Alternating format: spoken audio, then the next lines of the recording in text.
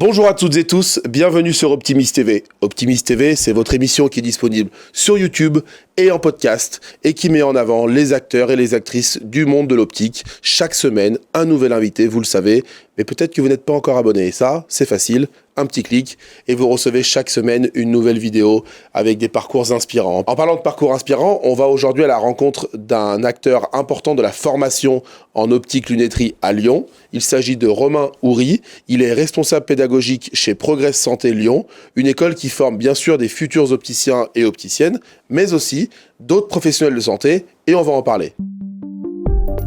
Merci à OptiSuisse de sponsoriser cette émission.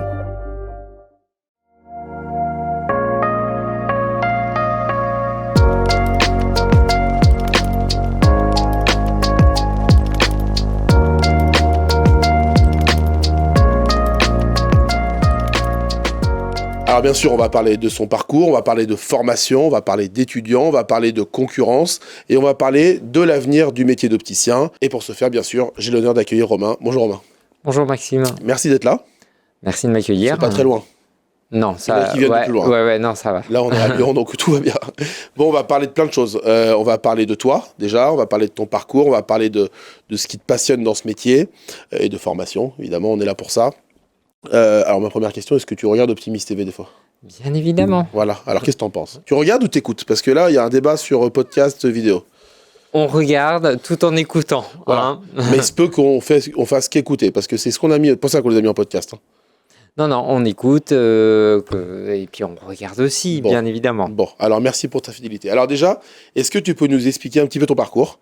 Comment toi, tu es passé de l'optique en magasin à la pédagogie et aujourd'hui que tu gères tout ça, est-ce que tu peux nous expliquer un peu ton parcours en quelques mots déjà ? Mon parcours en quelques mots, c'est 2 étapes. C'est l'obtention du diplôme il y a un peu plus de 15 ans, 10 ans de magasin responsable. Et puis, mon ADN, ça a toujours été l'enseignement, la pédagogie. Donc, j'ai voulu faire mon parcours professionnel sur un métier technique et après me diriger par mon expérience sur la pédagogie pour acquérir de nouvelles compétences. Et donc, je suis formateur et responsable pédagogique depuis maintenant 7-8 ans. Donc, tu as décidé de quitter le magasin, mais c'est parce que tu en avais marre du magasin ou parce que tu étais plus passionné par la pédagogie, ou les deux ? Il y avait une envie aussi d'aller transmettre mes connaissances à des étudiants et puis être enseignant qui a été mon deuxième cœur de métier, ma deuxième envie au début de ma carrière. Et t'enseignes quoi, toi ? Qu'est-ce qui te passionne dans les matières qu'on apprend au BTS ? Alors, j'ai enseigné, avant d'être responsable pédagogique, j'étais enseignant d'atelier, de prise de mesure et d'économie et gestion. D'accord. Puisque j'ai, durant ma carrière professionnelle en magasin, réalisé du management stratégique. Et puis, depuis que je suis responsable pédagogique chez Progress, j'enseigne uniquement la prise de mesure. Très bien. Alors justement, on va parler de Progress Santé. C'est une école qui est implantée dans plusieurs villes en France, qui s'est implantée récemment dans l'optique, en tout cas il y a 3 ans à peu près. Alors, à Lyon. Oui, à Lyon. À Lyon. Oui. Pour Paris, l'optique est proposée depuis maintenant 30 ans. D'accord. Ça a été le premier établissement qui a été ouvert. Paris, et puis ensuite il y a eu Nice et tout récemment Lyon en 2023. Donc le Progress Santé a une expérience évidemment importante dans la formation, dans l'enseignement. Est-ce que tu peux nous présenter le projet global de Progress Santé ? Il y a Lyon, ok, mais il y a le projet global, parce que ceux qui nous écoutent n'habitent pas tous à Lyon. Non, donc le projet initial, ce sont 2 créateurs, Jean-Marc Fitoussi et Didier Sipton, qui ont créé leur école à Paris, qui s'appelle Progress Santé. Et ils ont voulu proposer l'optique et puis également se diversifier sur d'autres formations médicales. Une fois bien implantés à Paris, leur souhait, c'est bien évidemment de grandir, de faire grandir l'école. Et c'est pour ça qu'ils ont ouvert un campus à Nice pour proposer l'optique et les autres formations médicales. Et puis, quand Nice était bien installé, le but, c'était également d'aller dans une nouvelle ville. Et ça a été Lyon qui a été élu par les 2 créateurs. Ok, alors tu dis que vous faites de l'optique, mais vous faites aussi d'autres formations professionnelles de santé, il y a quoi? Alors, on fait du BTS analyse biologie médicale, BTS diététique, BTS ESF qui est économie sociale et familiale.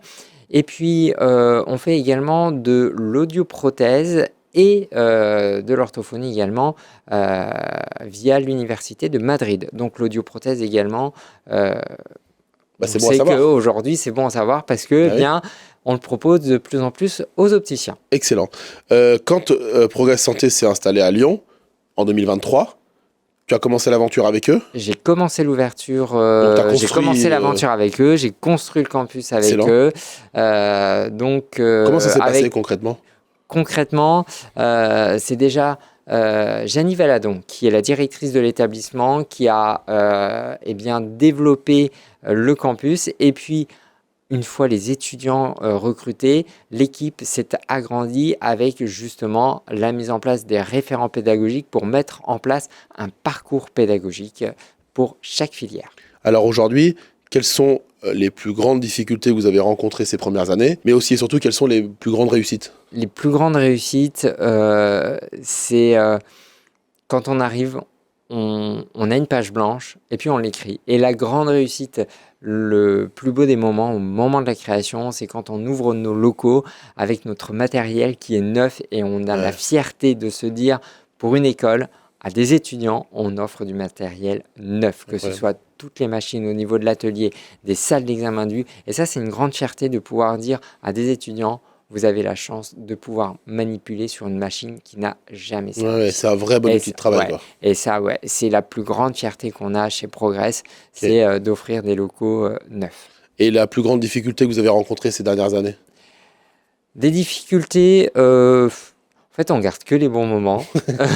Les difficultés, c'est de voir des étudiants comme dans d'autres formations, comme dans d'autres écoles, de voir qui décrochent, mais qui n'ont pas leur diplôme, en fait. Et c'est ça qui est un petit peu émouvant, c'est frustrant, c'est difficile parce qu'on est là pour les accompagner, on est là pour leur réussite. Et puis, voilà. Bon, après, un échec égale une réussite, on retente sa chance et le but, c'est d'être opticien. Et ce sera de vrais professionnels de santé. Tu disais juste avant, ça nous procure des émotions quand ils les ont le diplôme, mais quand ils ne l'ont pas aussi. C'est quoi les valeurs que vous essayez de transmettre? C'est quoi tes valeurs et celles de Progress Santé? Les valeurs, c'est surtout un savoir-faire, un savoir-être également. Et on mise beaucoup sur l'accompagnement pédagogique, le relationnel, la proximité. Aujourd'hui, c'est l'humanité. Le cœur, vraiment, aujourd'hui, et on le dit, quand on a un magasin d'optique, on vit grâce à qui? Grâce à nos clients qui sont des humains. Et c'est ça la vraie valeur, l'humanité. Ok. Quand vous recrutez des profils étudiants pour pouvoir intégrer le BTS, vous ne faites que de l'alternance? On ne fait que de l'alternance. Donc voilà, quels sont les critères de sélection? Les critères de sélection, on va regarder bien évidemment aussi les prérequis pour le diplôme. C'est une obligation aussi. La motivation, il joue pour beaucoup également. Et puis, on ne s'arrête pas qu'à des résultats en fait. On regarde la personne et la motivation. Et ça fait la différence avec d'autres écoles? Et ça peut faire la différence également, puisqu'on ne s'arrête pas qu'à un seul dossier, on va aussi regarder la personnalité de l'étudiant. Et puis justement, la chose que l'on regarde, c'est cette personnalité pour pouvoir le positionner sur le bon magasin, sur le bon créneau de magasin en fait. Est-ce que ça sera plus judicieux d'avoir un profil management et de le positionner sur un magasin qui a beaucoup de trafic ou un magasin qui est plus indépendant, proximité, rural? On travaille on va chercher surtout à trouver la bonne personnalité avec le bon magasin parce qu'on sait très bien que si cet étudiant est bien dans le magasin, il va bien apprendre. Le bien-être est super important pour pouvoir apprendre. Entendu. On a souvent, quand j'ai fait mes tours de France à la rencontre des opticiens, j'ai souvent entendu, mais en fait, les écoles, ils ne regardent jamais ce qui se passe chez l'employeur. Et du coup, il faudrait presque noter les magasins pour savoir comment ils accueillent les alternants. Moi, je suis d'accord avec ça. Donc, je t'en parle. Je suis d'accord, c'est un peu drastique. M'en fous, j'ai plus de magasin. Mais je suis un peu drastique. C'est un peu drastique. Mais j'ai souvent entendu des alternants qui sont traités comme des chiens, qui apprennent rien, qui n'ont pas de matériel pour apprendre, qui sont là que pour faire ce que veulent pas faire les opticiens. Et c'est quoi ton avis là-dessus? Alors, mon avis, il est simple. Justement, en tant que professionnel de santé, j'ai eu mon magasin, je connais aussi ces problématiques. Et c'est là que l'expérience parle. Ce que l'on a mis en place, nous aussi. Alors, on va le dire, beaucoup d'écoles le font, beaucoup. Nous, on s'engage chez Progress à avoir un suivi auprès des étudiants et auprès des entreprises. Et on réalise systématiquement au moins 2 visites par an chez l'employeur, que ce soit téléphonique ou en présentiel. Et l'étudiant est également accueilli en rendez-vous individualisé et ça prend du temps. Voilà Oui. pourquoi je regarde pas forcément, mais j'écoute Optimiste. Romain, Hein, je t'en veux pas. Voilà. Je t'en veux pas. Mais on les rencontre au moins aussi 4 fois par an sur une année scolaire. Ça fait 6 entretiens, 4 avec l'étudiant et 2 avec l'entreprise. Ça Un passe au moment ou un tamis. autre, Ouais. voilà, un moment ou un autre, on le sait. Mais est-ce que vous êtes capable de dire cet employeur, il joue pas le jeu, je lui enverrai plus d'étudiants? On est capable, C'est ça, de le, l'engagement qu'il faut prendre. on est capable de le faire, bien évidemment, parce que on le sait. Ok. Voilà, on le sait. Et on a chez Progress un service entreprise qui est dédié à rien que pour ça. Ok, très clair. Donc sur Lyon, c'est Madame Maroubi. Ok, on va parler de la VAE. Parce que vous proposez aussi de la VAE, tu es aussi le référent VAE. À qui elle s'adresse? Comment candidater? Et quels sont les espoirs de réussir pour ceux qui veulent s'inscrire?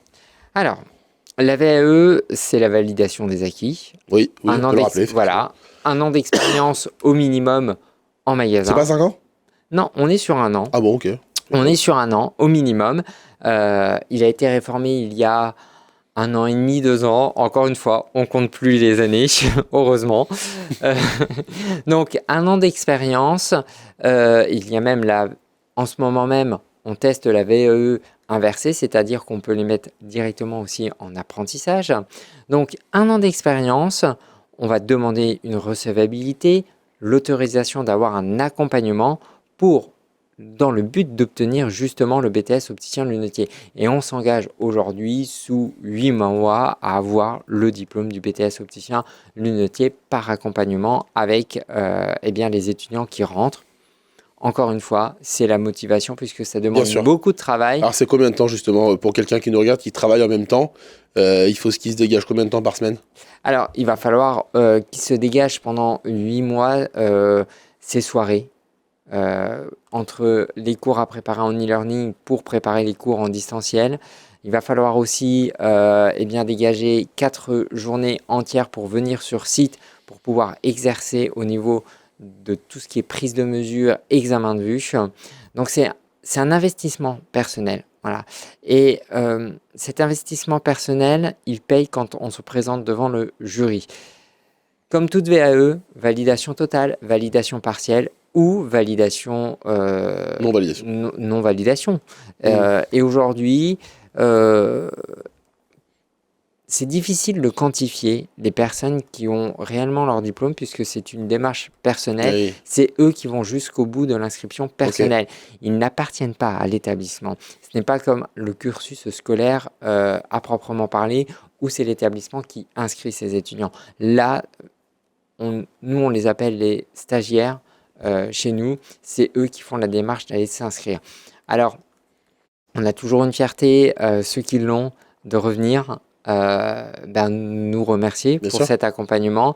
Et puis, certains reviennent aussi pour un passage de deuxième session, pour un deuxième accompagnement. On en a peu qui reviennent une deuxième fois. Parce que je pense que d'autres l'ont eu également. D'autres font le choix d'aller retenter leur chance, mais sans accompagnement. D'accord. Entendu.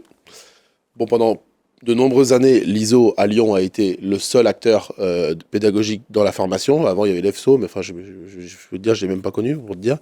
Quand vous êtes arrivé, alors j'ai 2 questions. Qu'est-ce qui fait la différence entre l'ISO et Progress? Je parle à Lyon. Et surtout, moi, ce qui m'intéresse, est-ce qu'il y a des échanges entre vous ou chacun avance dans son coin? Alors, qu'est-ce qui fait la différence? On propose le BTS. Ouais. Donc ça, il n'y a pas de différence. C'est le même programme, évidemment. Après, c'est le même programme. Peut-être que la différence se fait du côté pédagogique, peut-être au niveau de la sélection des étudiants. Chaque école a aussi son process de recrutement Bien sûr. d'étudiants. Et puis après, on échange avec l'ISO quand on est jury. On s'échange les bonnes pratiques. Ok. Aujourd'hui, on parle de concurrence. La concurrence, moi, j'aime pas en parler. On parle de confrères. Très bien. Hein. On est tous opticiens diplômés dans l'enseignement en BTS opticien. On est tous pareils, on est tous égaux. Donc, on est des confrères et on est là aussi pour échanger et puis pour faire avancer aussi le métier. Très bien. Le message est passé. Il y a combien d'étudiants cette année en alternance? En optique. En optique, en alternance, nous avons 60 étudiants. Très bien. Les inscriptions pour l'année prochaine, c'est quand? On peut commencer tout de suite. D'accord. On peut déjà prévoir son projet sur un an. Justement, on a vraiment des équipes qui sont dédiées, des services qui sont là pour accompagner. Donc, que ce soit pour la VAE, pour le BTS, on candidate. On prend les inscriptions. Voilà, on prend les inscriptions. On est on est au mois de décembre. La rentrée, c'est dans 9 mois. Tout passe très vite et tout va s'enchaîner. Et d'ailleurs, on va avoir aussi les premières demandes d'entreprises qui recherchent aussi pour l'année prochaine.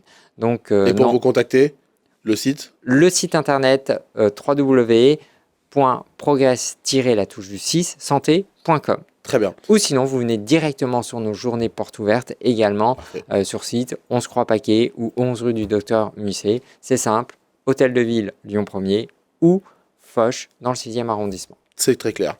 On va parler de chiffres. Vous avez un taux de réussite. Il y a quelques chiffres que tu peux nous communiquer? Il y a quelques chiffres qu'on peut communiquer. Sur Lyon, sur la promo du BTS 25 qui a été notre toute première promo que l'on a présentée, nous avons eu 40% de taux de réussite. On va attendre les chiffres de 2026. Nice, qui a ouvert un an avant nous, les chiffres au niveau de la réussite, la première année, la première promo était à 40. Cette année, ils sont à 50.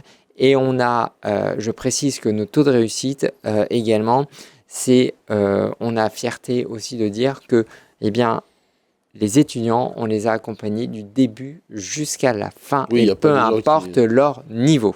Ouais. Le message est passé très clair. Le métier d'opticien, il évolue. Il y a l'intelligence artificielle, il y a des nouveaux équipements, il y a des nouvelles lois. Selon toi, quelles compétences doit avoir un opticien de demain dans une potentielle nouvelle formation?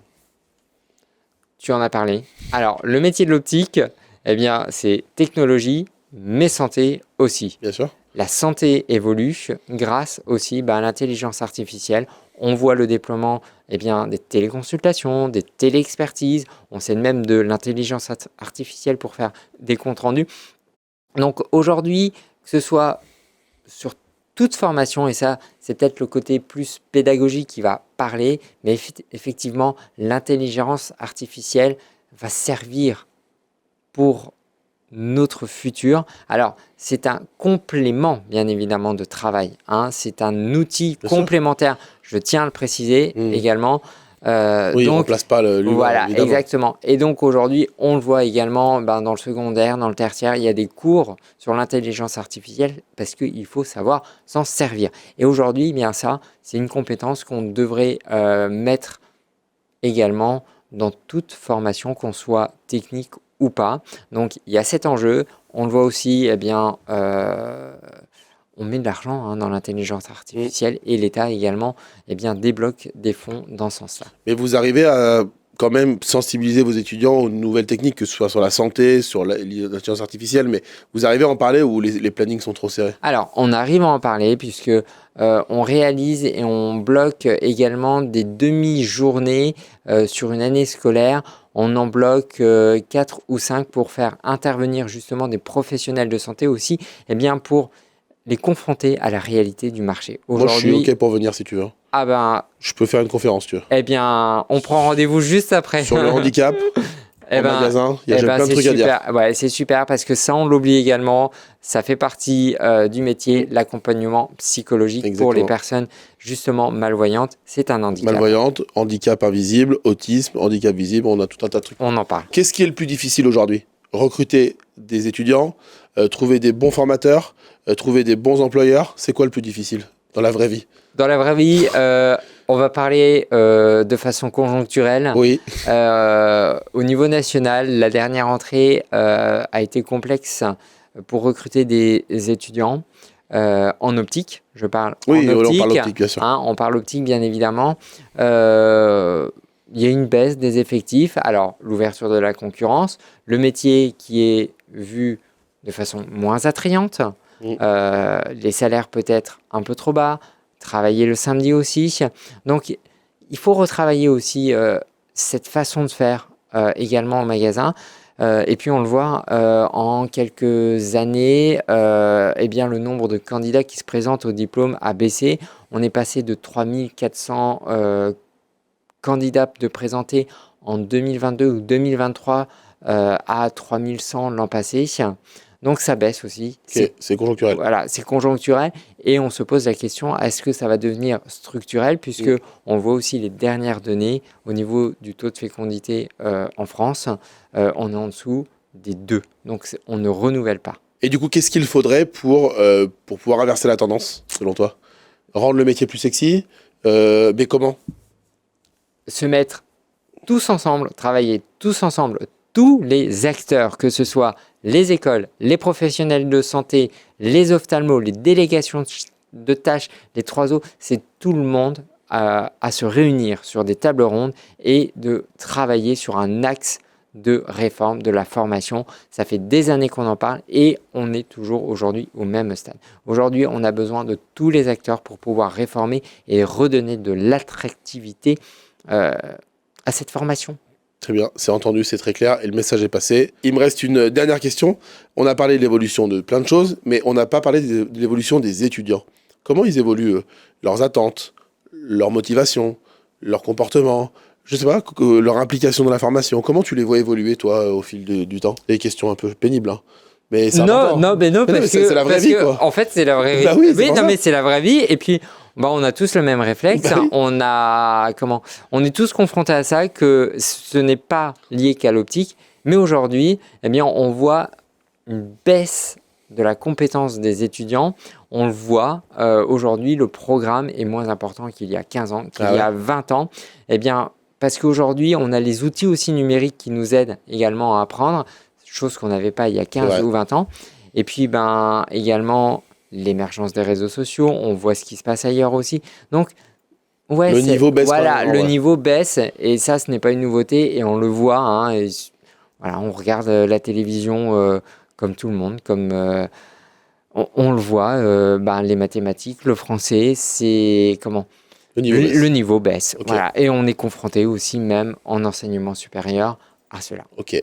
Moi, j'ai une question. Si tu avais un message à faire passer à quelqu'un, un étudiant qui va passer son bac cette année et qui peut-être souhaiterait s'inscrire en BTS au Petit Lunetier, et tu as quelques secondes pour le convaincre, il te regarde juste là, tu lui dirais quoi?